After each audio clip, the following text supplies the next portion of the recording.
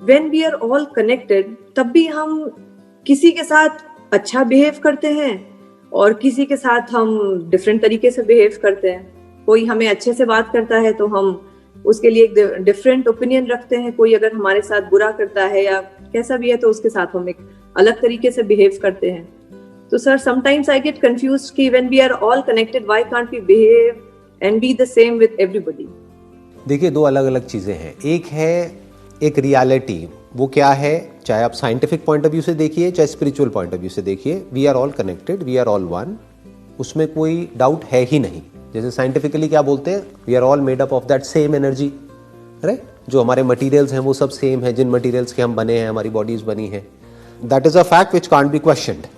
एक है बिहेवियर, जिसकी आप बात कर रहे हो। बिहेवियर में इट इज इंप्लाइड कि कोई दूसरा है, तो वहां पर क्या आ जाता है, वहां पे एक ट्रांजैक्शन आ जाती है। कोई बोलता नहीं है, but every relationship is a transaction of give and take. ये हर रिलेशनशिप के कुछ अनसेड रूल्स होते हैं। Even the relationship of a husband and wife, कि अगर कोई एक पर्सन है जो बदले में सामने वाले से एक्सपेक्ट बहुत कुछ करे, लेकिन जब करने की बारी आए तो पीछे हट जाए, तो कहने के लिए तो वो हस्बैंड वाइफ है, लेकिन वो रिलेशन ज्यादा टाइम तक चल नहीं पाएगा ना।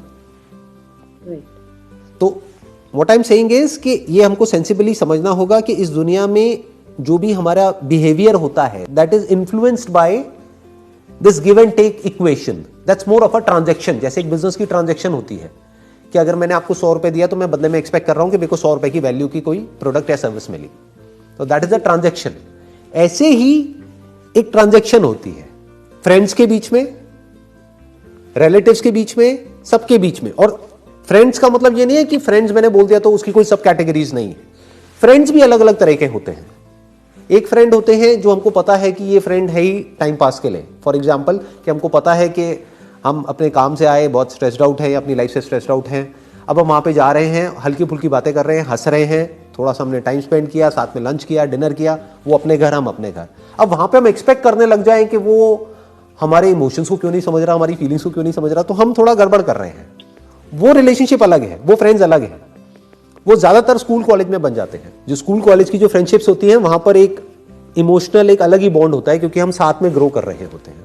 उसके बाद में जब लोगों का अपना माइंड एक लेवल पे डेवलप हो जाता है, तो रिलेशनशिप अलग अलग तरह की होती है। फॉर एग्जाम्पल, आप ऑफिस में किसी के साथ में काम कर रहे हैं, तो वो भी कहने के लिए फ्रेंड है, बट एक्चुअल में वो आपका फ्रेंड नहीं है, वो आपका कलीग है।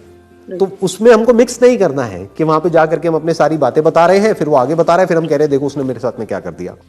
अरे वो एक अलग रिलेशनशिप है। तो वी हैव टू अंडरस्टैंड कि वो जो रिलेशनशिप है, जो भी रिलेशनशिप हमारी जिसके भी साथ में है, उसके क्या रूल्स हैं, वो सामने वाले को क्लियर नहीं भी है तो हमारे माइंड में क्लियर होने चाहिए। तो कभी भी हमारा कॉन्फ्लिक्ट नहीं होगा किसी भी रिलेशनशिप में।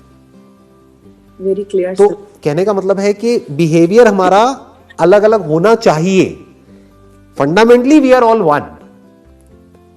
मैं और किसी जंगल में कोई मानो सांप है जहरीला, या कोई बहुत ही प्यारा सा कोई बर्ड है, मान लो कोई ग्रीन कलर का एक पैरेट है बड़ा ही प्यारा सा, या कोई पपी है छोटा सा, कहने के लिए हम चारों एक हैं, उसमें कोई डाउट नहीं है। We are all made up of nature. लेकिन मैं कोबरा के साथ उस तरह से बिहेव नहीं करूंगा जिस तरह से मैं उस पपी के साथ में बिहेव करूंगा। राइट। तो ये हमको देखना पड़ेगा कि बिहेवियर कहां पर कैसा रखना है। लोग भी कुछ कोबरा की तरह होते हैं, तो इसलिए मैंने इशारे में बात कही है, मैंने क्लियर नहीं बोली है ना।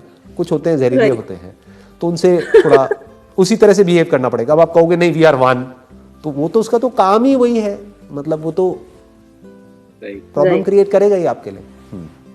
उसका तो नेचर बेसिकली सामने वाले के नेचर के हिसाब से हमें अपने आपको राइट। हाँ, देखना पड़ेगा कि वो जो रिलेशनशिप है उसकी क्या इक्वेशन है।